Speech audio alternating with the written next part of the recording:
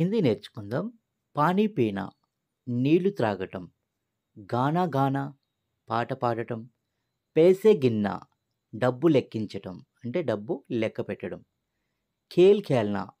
ఆట ఆడటం, ఖానా బనానా భోజనం వండటం, చిత్ర బనానా చిత్రం గీయటం, ఫోన్ ఉట్టానా